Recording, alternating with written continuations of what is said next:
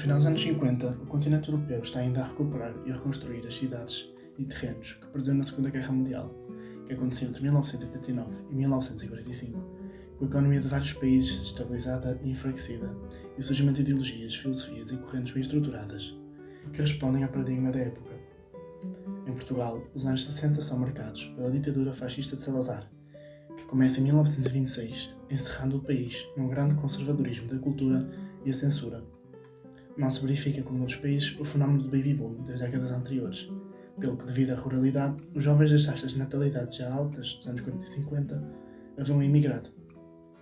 Tal imigração já existia na procura por condições melhores, mas acentua-se agora com a economia da época debilitada, as guerras coloniais e a incerteza no Império Português, os setores incapacitados e a falta de mão de obra qualificada.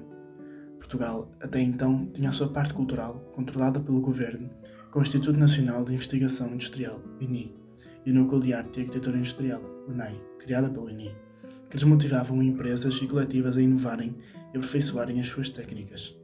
Nos poucos momentos de abertura à cultura nacional e estrangeira, dá-se a primeira quinzena de Estética Industrial, em 1965, em Lisboa, que consiste em conferências sobre design industrial, onde o design português vai-se começando a desenvolver e solidificar, com conceitos mais explorados, como a ergonomia do design do mobiliário, procurando moldar as peças ao corpo humano e trazer o conforto para centros comuns.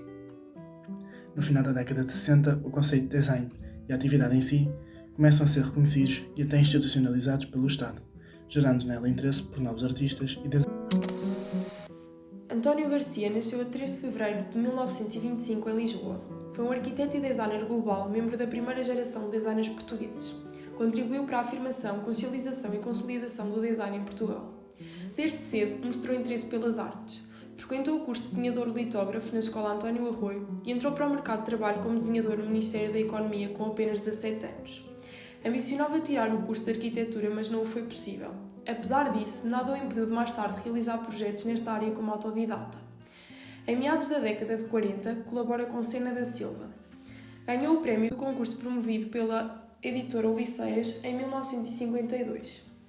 Abre o seu próprio ateliê na Avenida da Liberdade, em Lisboa, em 1959, mantendo-o aberto durante 40 anos. Em 1974, associa-se a Daciano da Costa na direção do gabinete de design Risco. No ramo do design gráfico destacam-se selos e cartazes. Destacam-se também as suas colaborações com a tabaqueira, onde executou o design gráfico de inúmeras embalagens de marca de tabaco.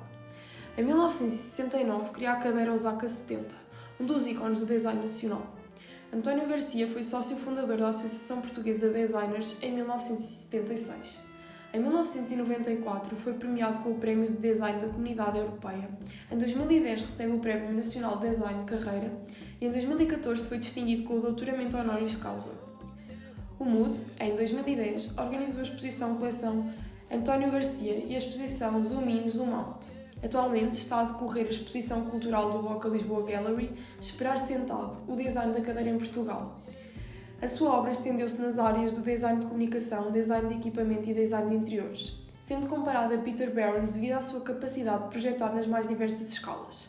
No total, os seus trabalhos serviram cerca de 100 de empresas e instituições nacionais.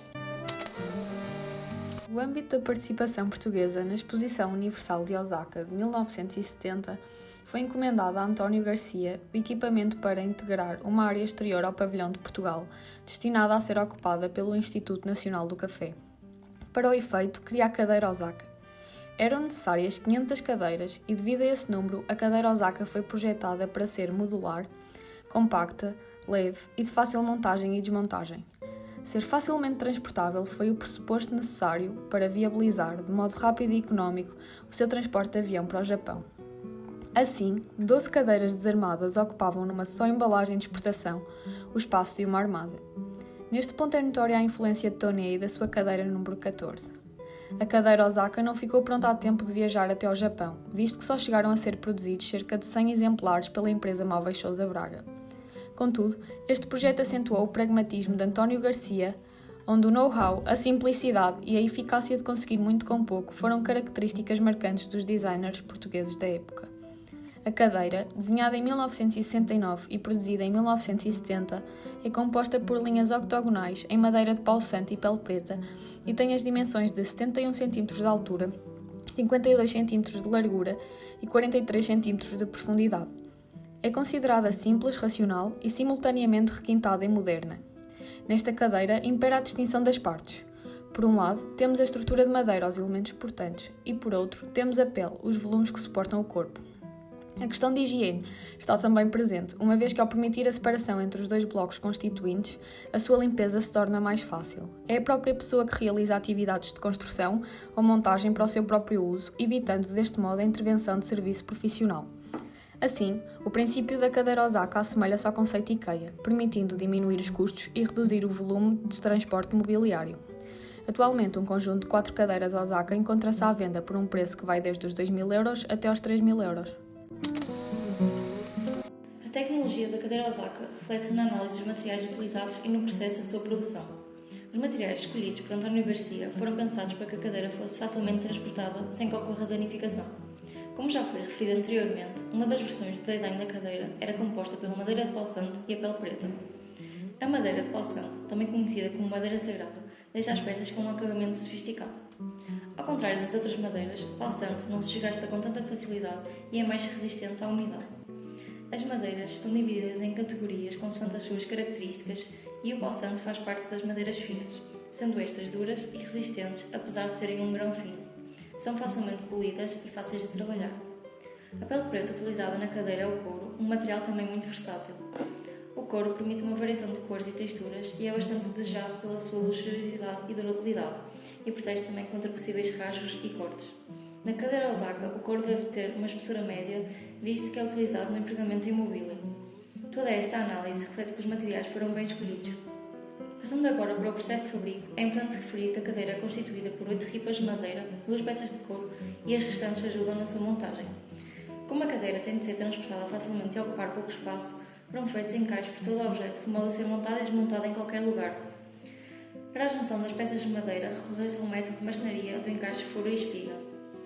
Foram feitos furos no local escolhido para o encaixe nas ripas das pernas e espigas na ponta das ripas que servem de suporte do assento. Os encaixes foram complementados com cavilhas metálicas para dar uma maior estabilidade ao objeto. Para dar um acabamento mais requintado, as peças de madeira foram aplainadas, alixadas e por fim envernizadas.